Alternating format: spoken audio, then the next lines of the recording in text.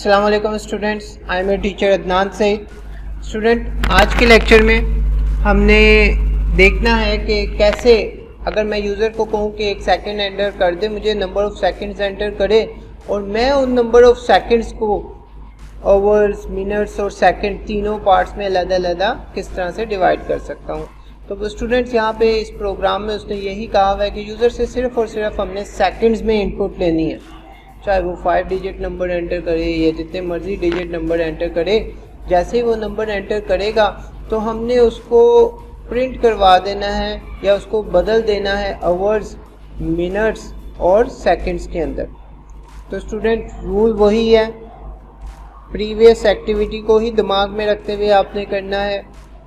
ये रिमाइंडर क्या काम करता है और डिवाइड से किस तरह से हमारे पास, अगर मैं दो इंटीजर को डिवाइड करता हूँ तो मेरे पास इंटीजर ही रिटर्न होता है। तो स्टूडेंट, ये हमारे पास प्रोग्राम मैंने आपके लिए लिखा हुआ है पहले से। तो ये हमारे पास हमारा हेडर सेक्शन है, ये स्टार्टिंग पॉइंट आ गया और ये बॉडी ऑफ मेन सेक्शन आ गई हमारे पास। तो मेन सेक्शन के अंदर या मेन फंक्शन के अंदर मैंने 3 वेरिएबल दे लिए, आवर्स, मिनट्स एंड सेकंड्स के। एस जो है वो सेकंड को रिप्रेजेंट करेगा, एम जो है वो मिनट को और एच जो है वो आवर्स को। अब हमारे पास एक यूज़र से वैल्यू लेनी थी तो मैंने उसको कह दिया एंटर टोटल सेकंड्स, कि भाई जितने भी सेकंड्स तुम एंटर करना चाहते हो वो एंटर कर दो। ये एज इट इज़ प्रिंट हो जाएगा और यूज़र जो भी वैल्यू देगा, इंटीजर वैल्यू लाजमी बात देगा, तो उसको वेरिएबल एस में स्टोर करवा दो। अब होगा कुछ इस तरह से, सपोज करते हैं यूज़र ने एंटर कर दिया हमारे लिए 5000। तो 5000 उसने एंटर किया तो मेरा प्रोग्राम क्या करेगा, सबसे पहले 5000 को 3600 के साथ डिवाइड करेगा। जब मैं इसको डिवाइड करूँगा तो आवर्स जो हैं वो सेपरेट हो जाएंगे इससे। तो आवर्स किस तरह से सेपरेट करेंगे भाई, 5000 डिवाइडेड बाय 3600। जैसे इसको डिवाइड करेंगे तो यहाँ पे आंसर आ जाएगा 1। ठीक है, तो लाजिम बात है, अब 1400 बाकी रिमाइंडर बच गया हुआ। अब 1400 में आवर्स तो हो नहीं सकते, आवर्स तो तब ही होंगे जब 3600 हमारे पास आएगा तो वो 1 घंटा कंसीडर होगा। 7200 हो गए तो वो 2 घंटे कंसीडर होते हैं। तो अब यहाँ पे 1 घंटा बीच में से निकल गया। अब रिमाइंडर मैंने स्टोर कराना है सेकंड्स के अंदर, तो रिमाइंडर स्टोर करवाने के लिए मैंने फिर से इसको 3600 से डिवाइड किया, लेकिन अब की बार डिवाइड का साइन नहीं डाला बल्कि मॉडुलस का साइन डाला कि भाई अब इन दोनों को डिवाइड करके रिमाइंडर स्टोर करवाओ। यानी कि 5000 मॉडुलस 3000, तो ये रिमाइंडर आ गया कुछ हमारे पास 1400, सॉरी 3000 नहीं 3600 है। तो अब ये इसके अंदर रिमाइंडर 1400 आ गए।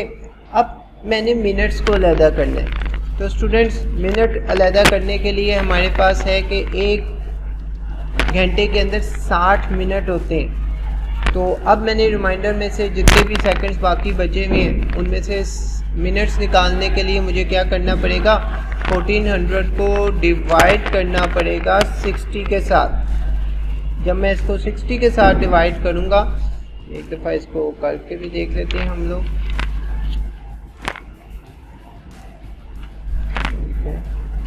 1400 डिवाइडेड बाय 60, तो ये 23 पॉइंट समथिंग आएगा। लेकिन हमने तो सिर्फ और सिर्फ पॉइंट से पहले वाली होल नंबर देखना है, तो ये होल नंबर हमारे पास आ गया। और फिर जितने रिमाइंडर होंगे, बाकी के सेकंड्स होंगे, उनको मैंने एस के अंदर रखवाना है कि भाई आफ्टर ऑल जो मिनट्स हैं वो निकाल दिए, तो फिर जो बचेगा उसको सेकंड में स्टोर करवा दो और वो हमारे रिमाइंडर सेकंड्स ही होंगे। तो अब स्टूडेंट, हम लोग इस एग्जांपल को एक दफ़ा रन करके देख लेते हैं। हमने प्रिंट एफ में उसको कह दिया कि इसको एक घड़ी के तौर पे ही प्रिंट करो। सबसे पहले आवर आए, फिर कोलन का साइन, फिर मिनट्स आए, फिर कोलन का साइन और उसके बाद फिर सेकंड्स आए, और ये हमारा प्रोग्राम जो है एक घड़ी की लुक दे रहा हूँ। तो हम लोग इसको रन करके एक दफ़ा देख लेते हैं।